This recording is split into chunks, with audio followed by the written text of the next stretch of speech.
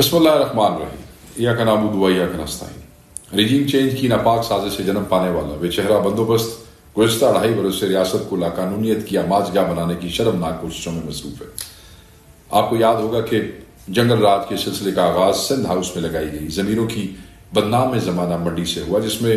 پیسے کے ڈھیر اور ریاست کی خفیہ طاقت کو استعمال کرتے ہوئے ایک منتخب جمہوری حکومت کا تختہ الٹا گیا اور دنیا بھر سے چوروں، لٹیروں، عدالتی سزا یافتہ مجرموں اور سیاسی ٹاؤٹوں کی غلاظت کے PDM نامی ڈھیر کی صورت میں جمع کر کے بزور شمشیر عوام کے سروں پر مسلط کیا گیا اور قومی اسمبلی کی شفافیت کا جو ہے غیر رحیم کے خلاف شفافیت کا ایک ملٹی ڈائمینشنل سلسلہ جو ہے وہ تیز کر دیا گیا۔ بدنام زمانہ دستوری ترمیم کی منظوری کے لیے یہ جو آئینی ترمیم جس کے لیے لگے ہوئے ہیں ہر طریقے سے، آئین کے حوالے سے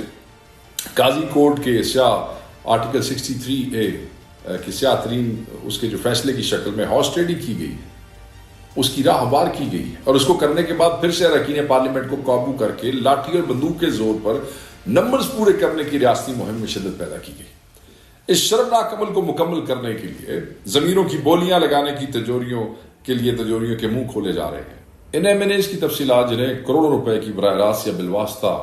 آفرز کی گئی ہے ان کے زمین خریدنے کے لیے، وہ میں بھی آپ سے شیئر کروں گا۔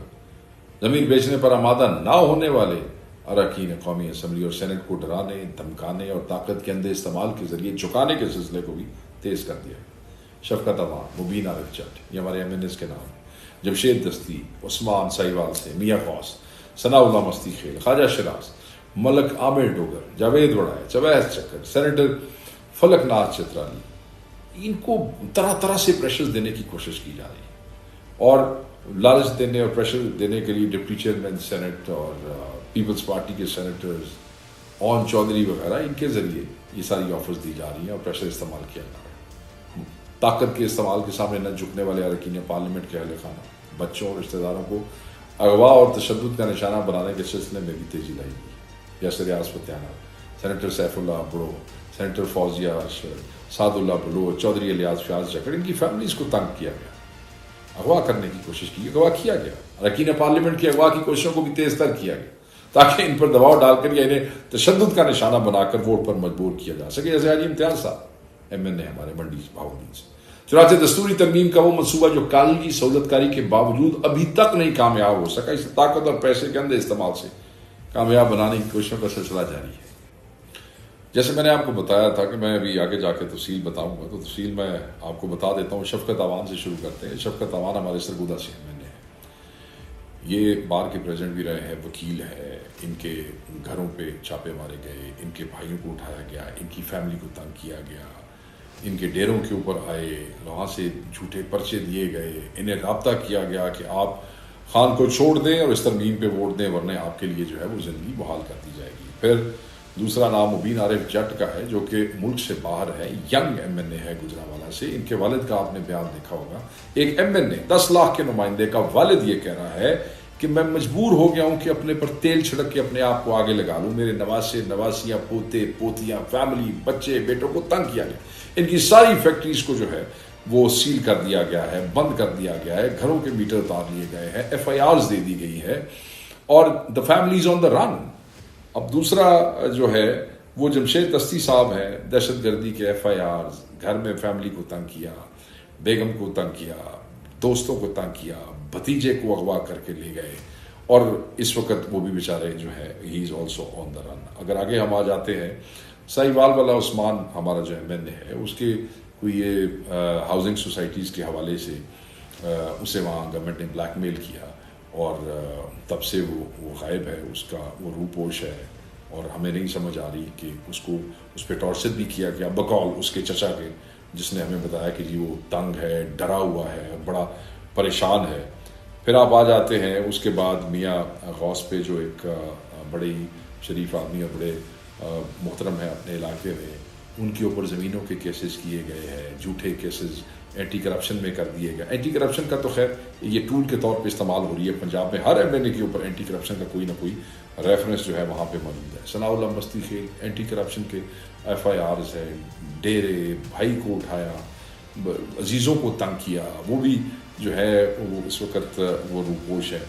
خواجہ شیراز صاحب، آپ نے ٹی وی پہ بھی اس دن سنا ہوگا، انہوں نے بتایا کہ ان کے ملازموں کو، ان کے عزیزوں کو، رشتہ داروں کو، فیملیز کو اٹھا رہے ہیں، تنگ کر رہے ہیں، چھاپے لگا رہے ہیں، اور ڈیمانڈ کیا ہے کہ جی آپ اپنا ووٹ دے دیں آئینی تک. اور ہی کیم آن ریکارڈ، وہ اگلے دن نیشنل چینلز کے اوپر بیٹھ کے ساری گفتگو سنا رہے تھے. خواجہ شیراز صاحب کے بعد ملک حامد ڈوگر صاحب کو دیکھیں، ان کے اوپر ایف آئی آرز ہے،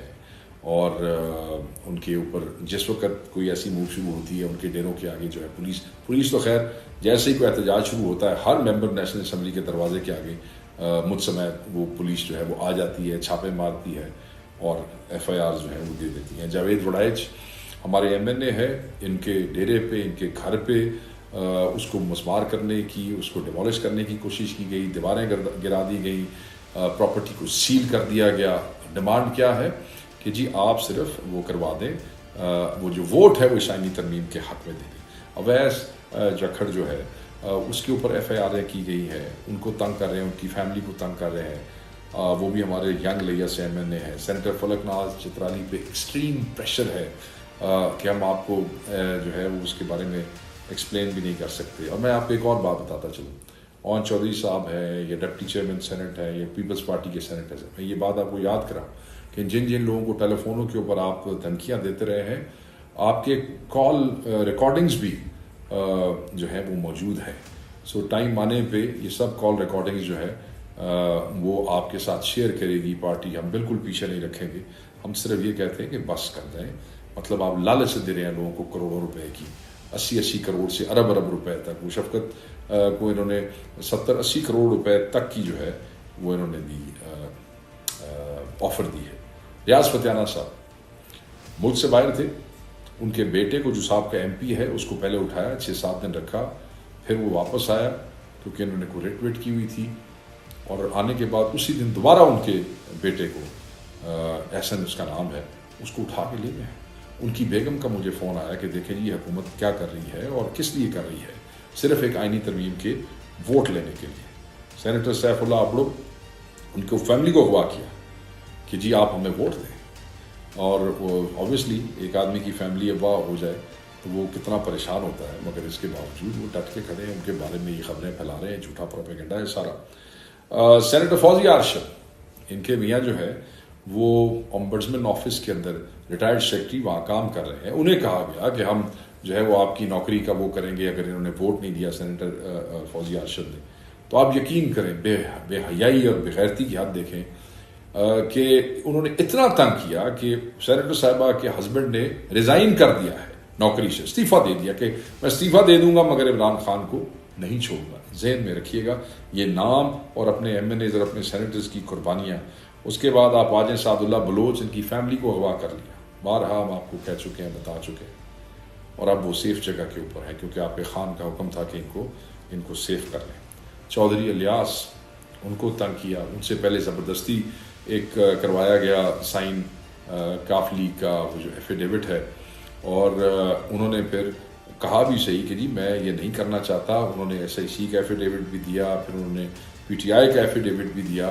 مگر وہ انٹرٹین نہیں ہوا اور وہ زبردستی تلے رہے ان کو بلیک میل کرنے کے لیے. فیاض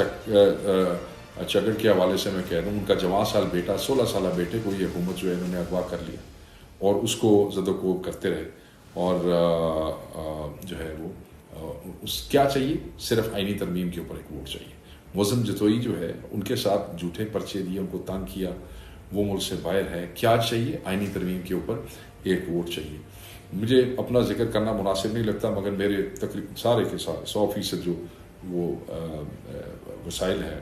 ذرائع ہیں آمدن، وہ سارے بند کر دیے گئے. ایف آئی آرز جو ہے وہ کبھی اینٹی کرپشن والے آ جاتے ہیں اور کبھی جو دہشت گردی والے آ جاتے ہیں اور کبھی دفعہ 144 والے آ جاتے ہیں. کوئی ایم این اے ہمارا ایسا نہیں ہے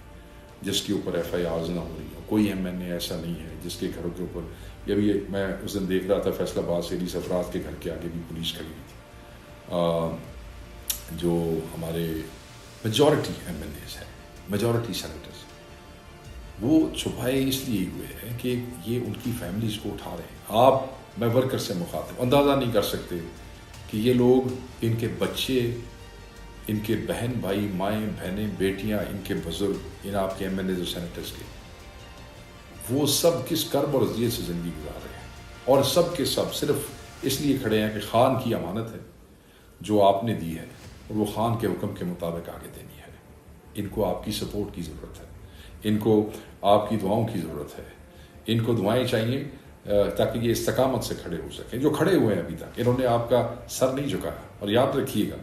کہ کوئی بھی ایم، اور یہ تو ایک لمبی لسٹ ہے، میں کس کس کا آپ کو نام گنواؤں، کہاں کہاں کس کس ایم این اے کے اوپر کیا کیا ٹارچر ہوا، کس کس کو کیسے تنگ کیا گیا، کہ پی کے اندر بھی ایم این ایز ہے۔ ڈاکٹر امجد کو بھی انہوں نے تنگ کیا، ادھر سے سہیل سلطان کو کہہ رہے تھے کہ تم اپنی وہ بدلو نہیں تو ہم تمہارے خلاف ریفرنس بھیج دیں گے، وہ جو ہمارا کے پی کے سے ایم این اے ہے، کہ جی تم کہیں اٹارنی آفس میں کام کرتے تھے اور اس قسم کی چیزیں۔ تو یہ سارے کھیل، یہ سارے تماشے، میں آپ کو کیا بتاؤں، داستانیں ہے ظلم کی آپ کے ایم این ایز اور آپ کے سینیٹرز پہ، مگر وہ کھڑے ہوئے۔ بسم اللہ الرحمن الرحیم۔ مجھے پتہ چلا ہے کہ جو سوشل میڈیا پہ ہر قسم کی لغو باتیں چل رہی ہیں،